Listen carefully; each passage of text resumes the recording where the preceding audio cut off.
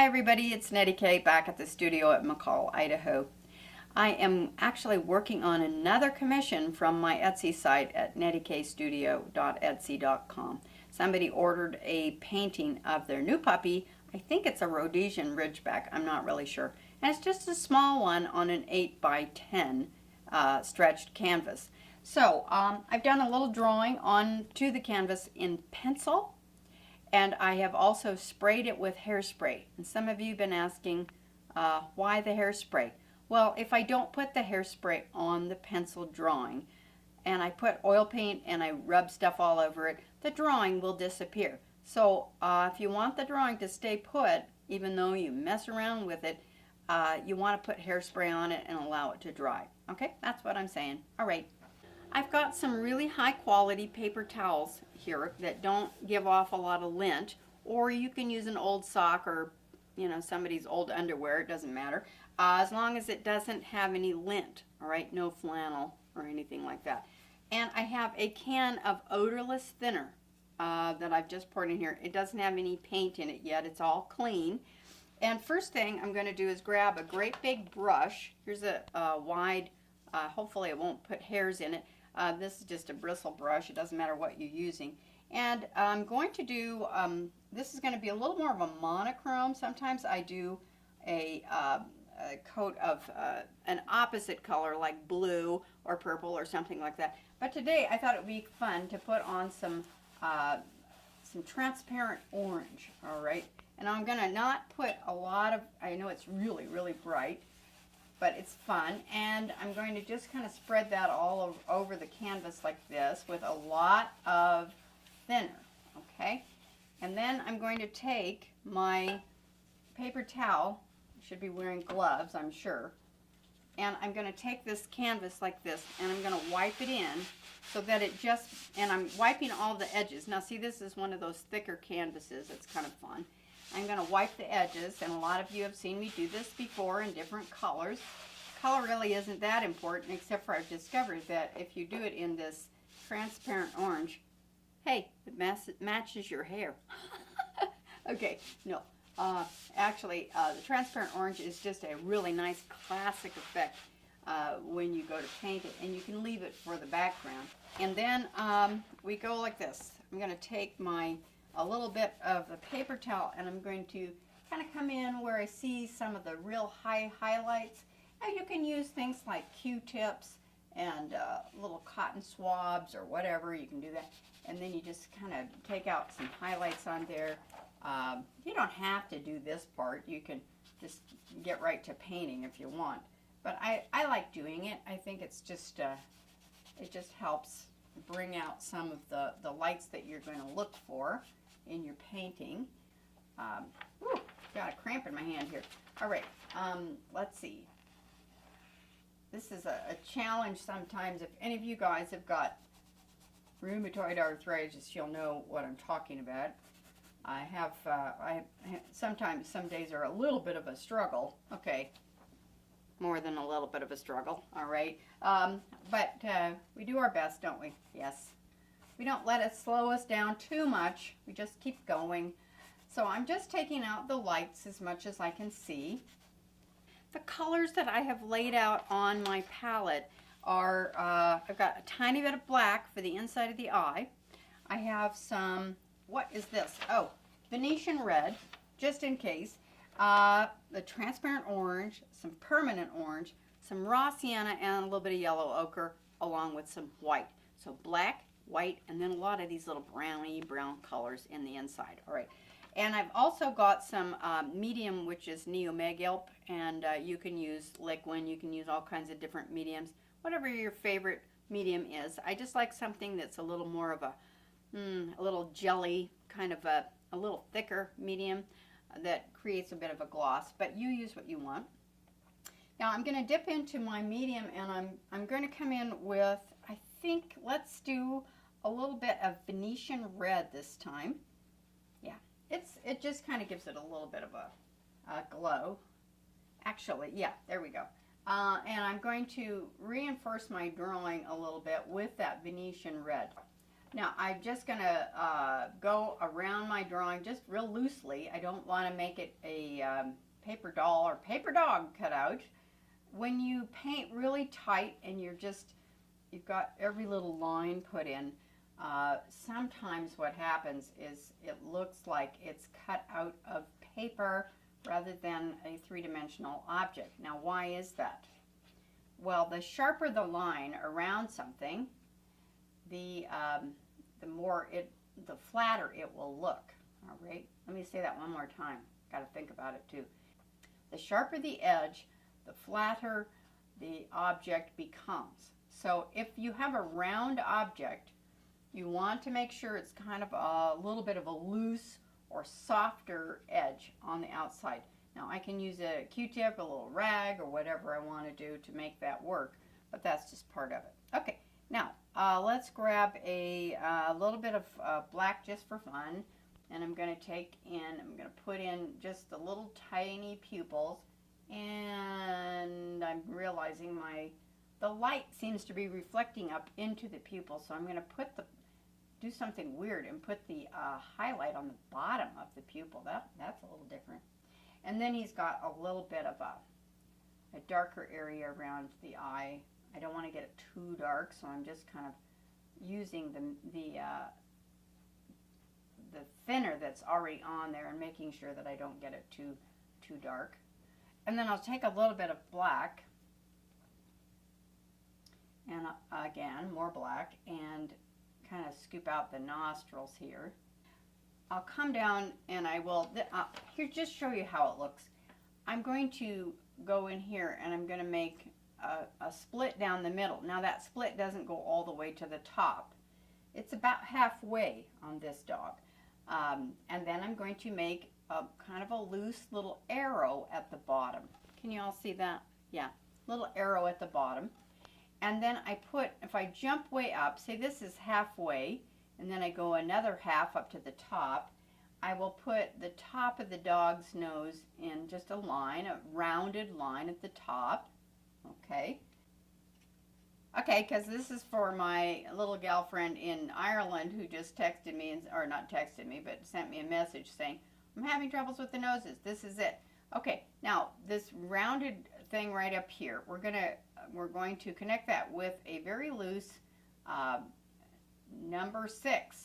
All right, number 6, and then on the other side it's the letter J. Y'all can do this, but look how I'm not really connecting this up too much. I mean, I do a little bit, but it just kind of goes like that. That's the basic shape of the dog's nose. And then I'm going to very lightly, I'm going to actually add a little bit of white to it so that it's not just, and maybe a tiny bit of that Venetian red so that it's not just black, all right, or black gray. That's boring. It's a little bit of a warmer gray. Maybe I'll make it a little bit lighter. So, because you want to be able to see the nostrils, everybody. You don't want to not be able to see the nostrils. So I've got a little Venetian red, black, and white. Yeah, that's a great color. Venetian red, black, and white. Just a little bit. And pay attention to the tonal values.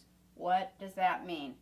Light, middle, dark. All right. So I've got this part of the nose over here is a little darker, so I'm going to add a little bit more of the black to our mixture right there as it turns away from the light, and it's kind of that way on this side too. So because our light's coming from over here, and it's going to be darker on my right side, the dog's left side, like that.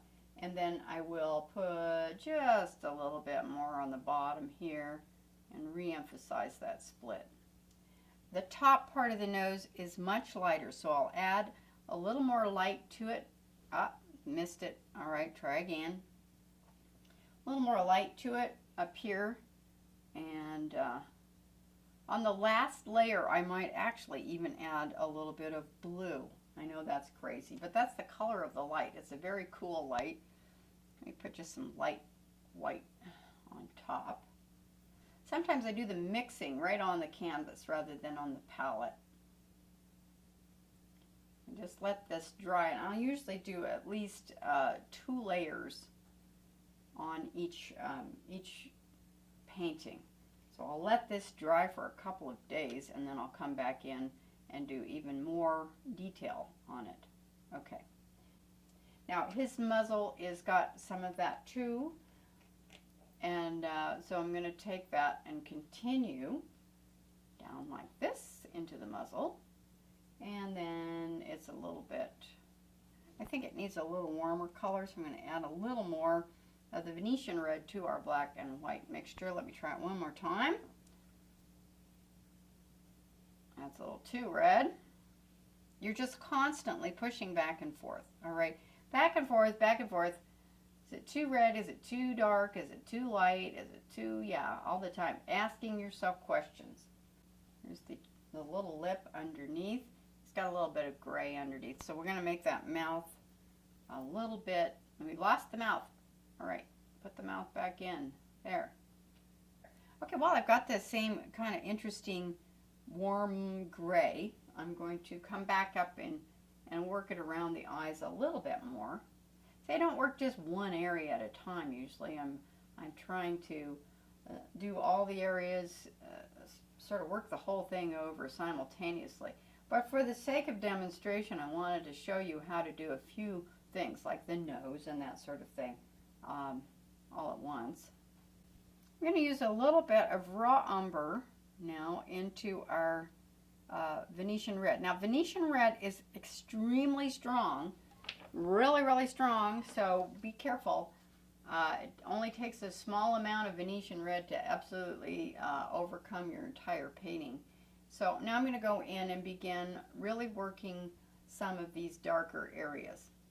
When you're doing an oil painting, it does help to often, most of our oil painting people will start with the darks, and then work up to the middle tone and to the light as a general, guideline. That's what we do.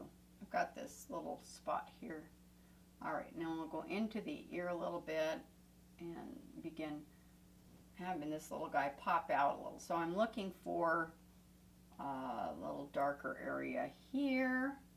Let's see, kind of comes in like that. There.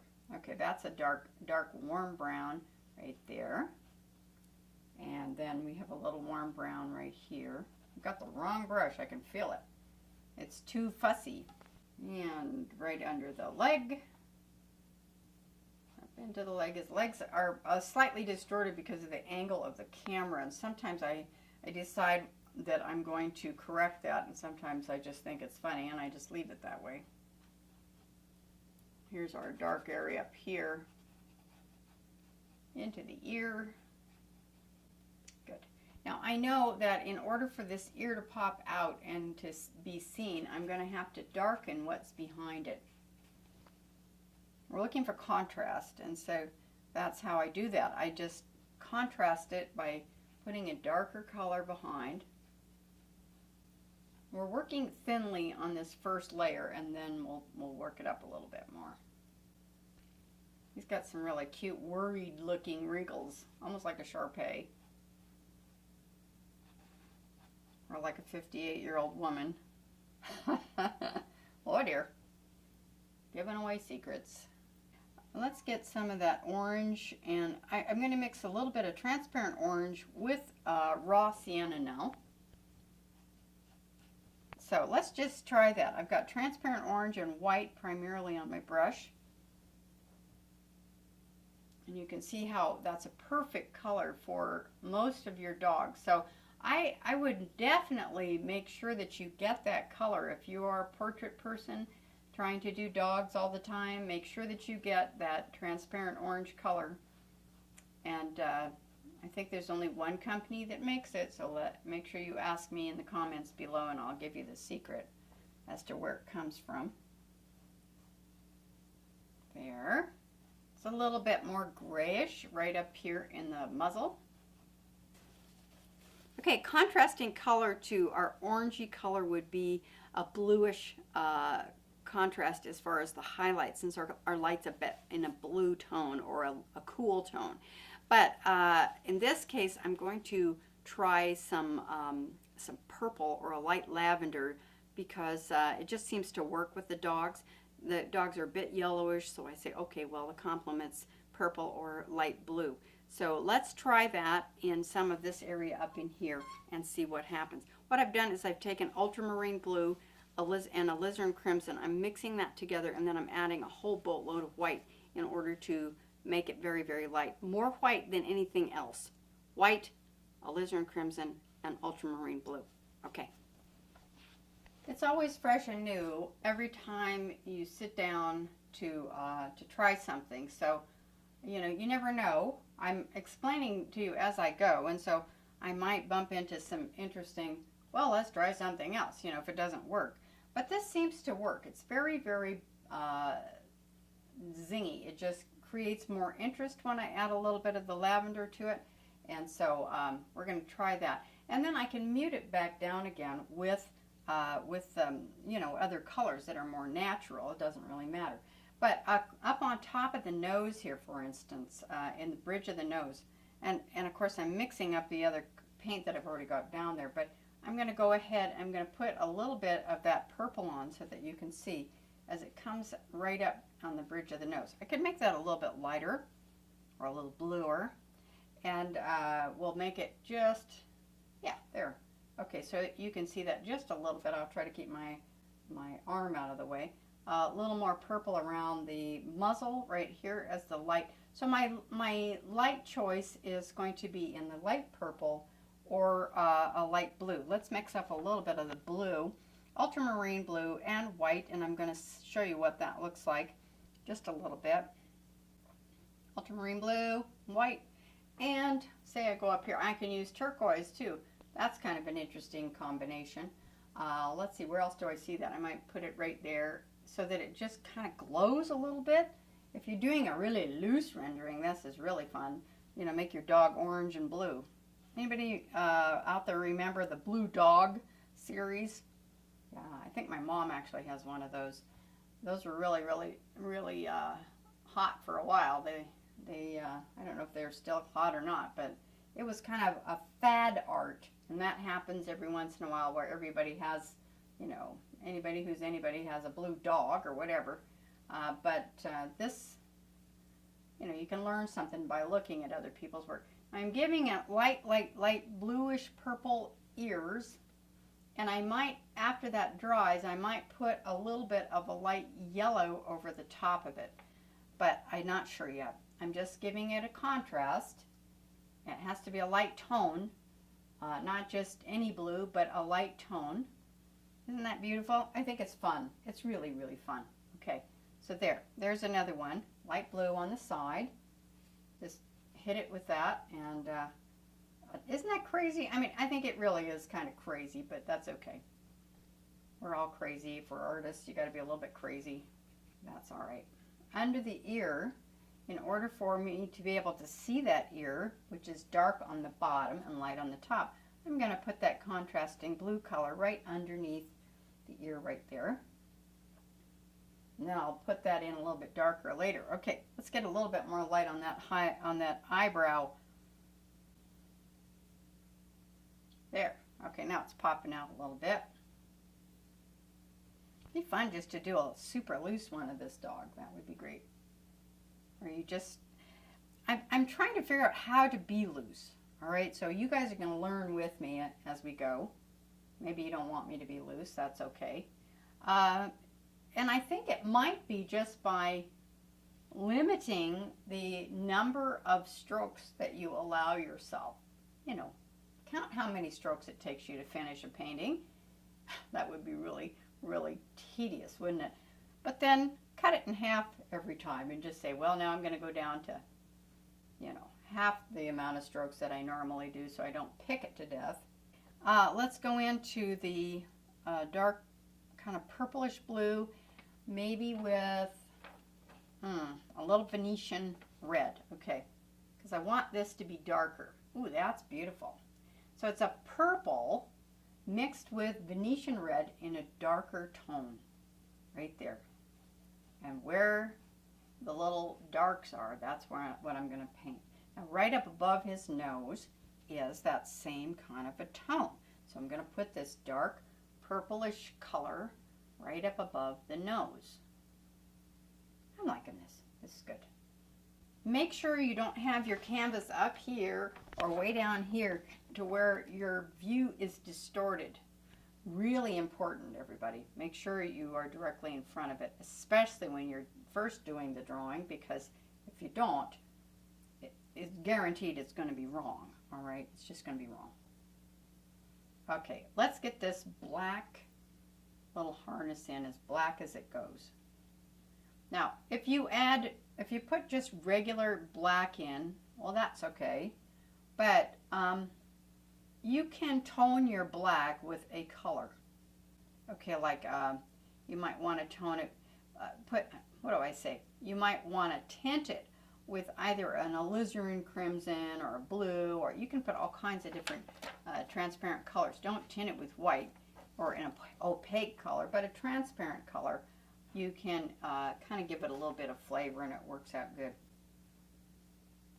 It's much easier to make a darker color or darker tone lighter than it is to make a light tone darker. Okay, it takes a lot of pigment to make something darker, but you can always make it lighter. So start a little bit towards the dark.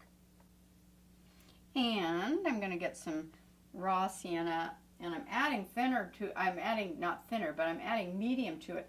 I'll tell you guys, when you accidentally, well, with rheumatoid, I have to, it's really hard for me to get the lids back on my paint. So I have large tubes of paint, and I can use a pair of pliers, but a lot of the times at the end of my painting day, knowing I'm going to be back the next day, I will forget to put, or deliberately not put the lids back on, because I can't put the lids back on. It's hard enough to get them off. So, so they get dried out, okay? And then I really do need to put a lot of medium on, because it's really a challenge to get the paint moving if it's been sitting out. Any really warm spot, maybe there's a little warmth in the ear. There usually is. Most of the time there's some serious warmth in the ear.